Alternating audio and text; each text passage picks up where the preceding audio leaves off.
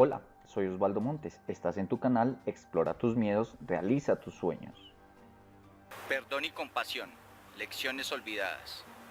¿Y de dónde sale este tema? Es una lectura de lo que sucedió a propósito de los resultados del plebiscito en Colombia. Perdón. Acción y efecto de perdonar. Sí, no nos dice nada. Pero hay algo muy interesante que encontré después. Acción y efecto de perdonar una ofensa, una deuda, una pena, renunciando eventualmente a vengarse o reclamar castigo. Compasión proviene del latín compasio, que significa acompañar. Percepción y comprensión del sufrimiento del otro y deseo de aliviarlo y reducirlo. Hasta ahí creo que todos tenemos el concepto muy claro y lo aplicamos en nuestra vida. Sin embargo, hay algo adicional que me llamó mucho la atención porque posiblemente es donde estemos fallando. Y dice, no lo aplicamos a personas que disfrutan buenas condiciones, ni por los que cometen acciones perjudiciales. Crueldad, falta de compasión hacia el sufrimiento ajeno, obtención de placer con el sufrimiento y dolor de otros. Sin perder de vista estas definiciones y tras el resultado del plebiscito, ¿qué fue lo que pude apreciar? Ladrillazo va y viene en los muros de Facebook. En Twitter, los trinos de unos buscan opacar los trinos de otros. Los titulares de prensa ávidos de venta. Independiente de cuál hubiera sido el resultado, creo que esto se hubiera dado de la misma manera. Y frente a estas circunstancias, ¿cuál es nuestro concepto de paz?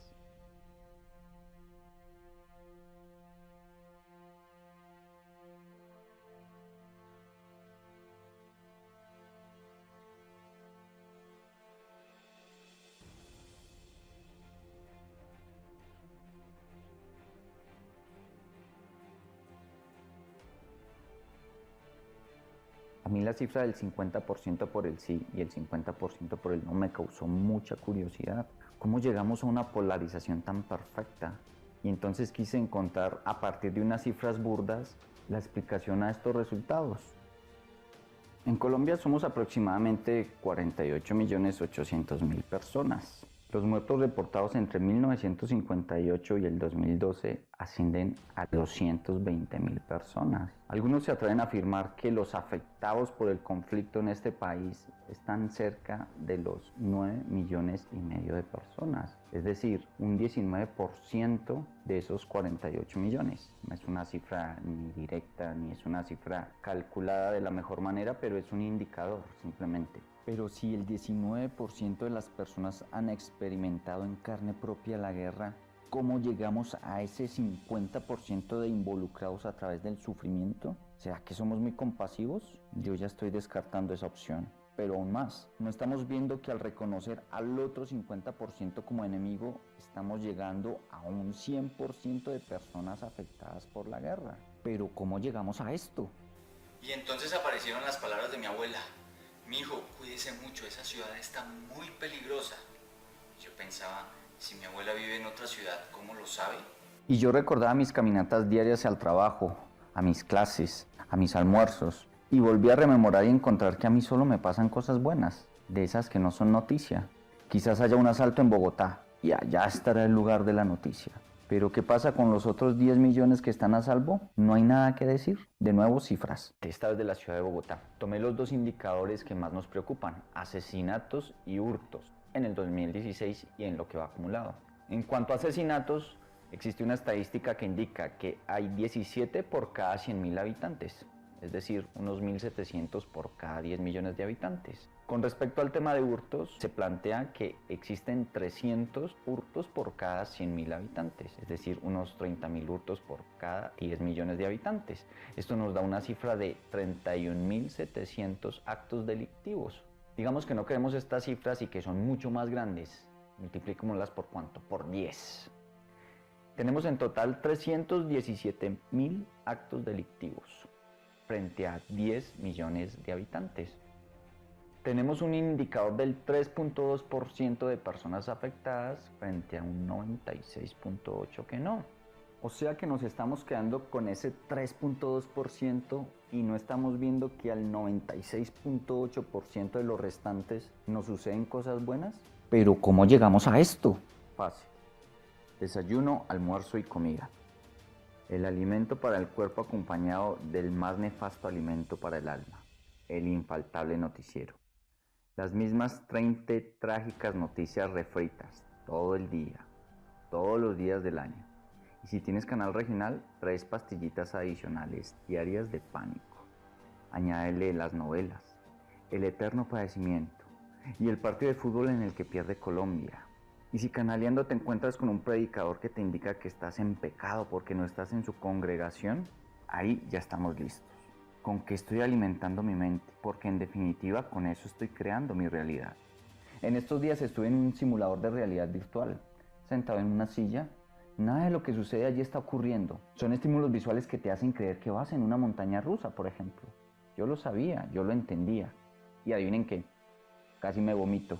Sensación de mareo, frío como si hubiera estado transitando esos rieles. La mente es muy poderosa y si no estamos atentos, nos domina.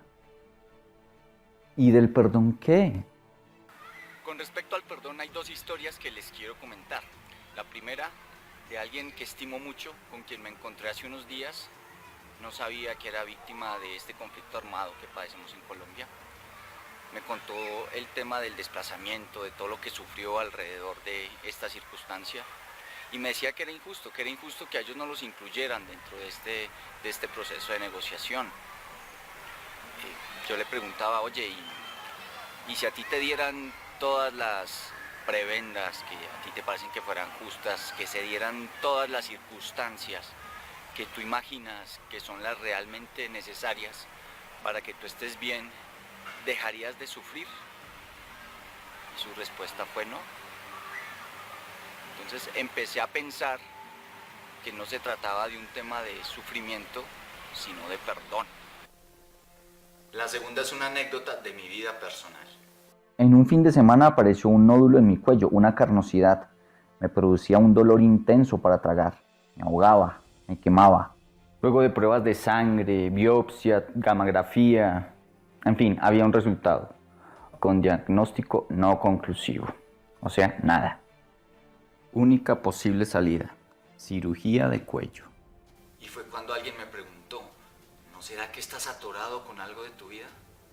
Y ahí empezó la catarsis. Empecé a recordar todas esas emociones y sentimientos de los últimos meses. Empecé a sentir esa sed de sangre y venganza que se estaba apoderando de mí. Entendí el real significado de la ira y del intenso dolor. Y empecé a sentir toda esa furia y todo ese odio que estaba dentro de mí y que se quedó atascada en mi cuello. Afortunadamente no me encontré con alguien que me ayudara a hacer esa vuelta, pero sí con alguien que me dio un buen consejo. Me dijo, encuentra una manera diferente y creativa para deshacerte de ello. Y empecé a pensar, pero ¿qué podría hacer? ¿Qué podría hacer? Me dijo, si estás atorado, busca la manera de expulsarlo, de expresarte. La venganza no es la única solución. Revisaba y empecé a explorar varias maneras. Empecé a hablar del tema, algo que en algún momento hubiera sido vetado. Empecé a escribir. Escribí un cuento alrededor de esa tétrica historia. Y finalmente perdoné y me perdoné, que en algunas ocasiones es lo más difícil. Son esas culpabilidades que uno no ve, que están ahí y que no permiten seguir. Pero entendí que si no dejaba esa furia de lado, me podría matar, o podría matar a alguien. Un mes después, y cuando podía recordar la situación ofensiva como una anécdota más de vida, vi cómo mi odio se disolvió, al igual que la carnosidad. También entendí el poder del perdón, de las emociones y de los pensamientos. Afortunadamente estuve alerta a ese campanazo que me dio la vida. Aquello que parecía una enfermedad era una simple pista para que estuviera atento y modificara mis actitudes, y lo supe aprovechar. Con respecto a la compasión, opté por vetar de mis discusiones y de mis mofas los siguientes temas. Como malo su equipito, ¿no? Qué discurso tan falto de coherencia el de su partido político, ¿ah? ¿Y no cree que su religión es como medio retrógrada? Quizás sin intención nos hemos vuelto crueles. Nos mofamos y nos reímos de aspectos que quizás sean la única razón de ser de muchas personas. ¿Y cuál es mi propuesta? Procuremos ser más amorosos con el otro, o por lo menos no hagamos lo que no queremos que nos hagan. Me enviaron una frase de Gandhi que en este momento es muy acertada y dice: la persona que no está en paz consigo mismo será una persona en guerra con el mundo entero. Y eso me quedó claro. No se trata del sí o del no. Vi personas de ambas posiciones tranquilas e intranquilas. Lo que vemos en nuestro exterior es el reflejo de nuestro interior. El perdón es una herramienta de liberación y transformación muy útil y poderosa. Perdonarse y perdonar te desvictimiza, desarma el ego, te libera de cargas, te da la posibilidad de ser maestro y aprendiz, y ser feliz. Nadie conoce la sed del otro, nadie sabe las batallas ajenas. El mejor regalo puede ser un silencio amoroso, una sonrisa, una palabra de comprensión, algo que le haga su vida más amena y, por qué no, que le ayude a salir de esa realidad inventada. ¿Será que somos adictos al sufrimiento? ¿Será que esta es la única trinchera en la cual olvidamos nuestros miedos? ¿Será que es algo por replantear? Si ya empezaste con tu paz interior, magnífico. Que si los acuerdos, que si La Habana, que si el plebiscito, que si el... Eso puede esperar.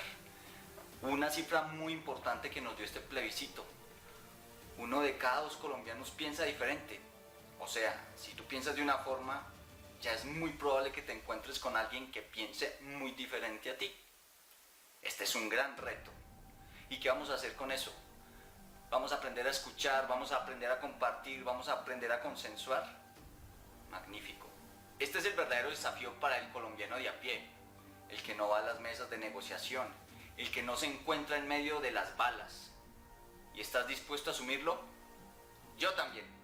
Yo creo que la gran mayoría de los colombianos estamos interesados en la paz, pero depende de todos que manejemos un lenguaje incluyente que involucre al que piense distinto a mí. Pero también el esfuerzo se debe centrar en ser más propositivos, en hacer un esfuerzo porque la discusión no provenga desde el miedo, sino desde la posibilidad de soñar.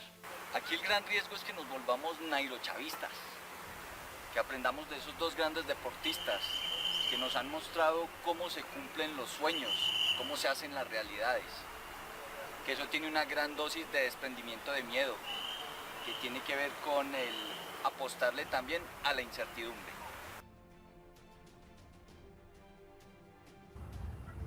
¿Y ahora qué les decimos a nuestros hijos? Escuché de varios.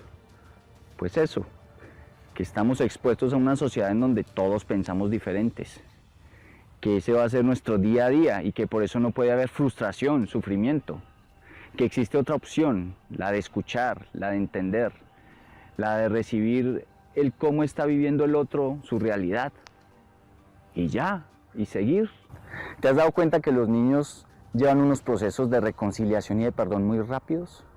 Ellos todavía no están contaminados de todo este miedo, de todo este sufrimiento. Entonces, ¿cuál es nuestra responsabilidad?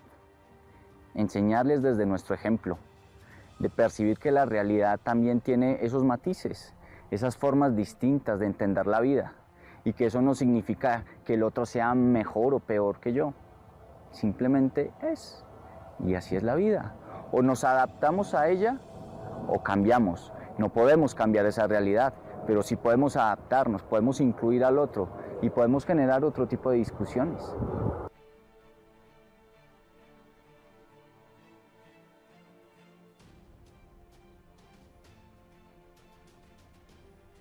Este es un extracto del libro La Rueda de la Vida.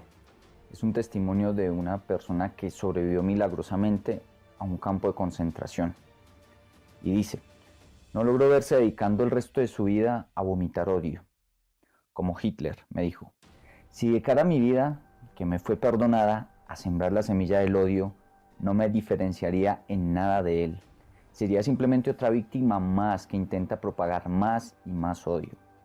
La única manera como podemos encontrar la paz es dejar que el pasado sea el pasado. En verdad que dentro de cada uno de nosotros hay un Hitler, pero también es cierto que cada uno decide qué hacer con él.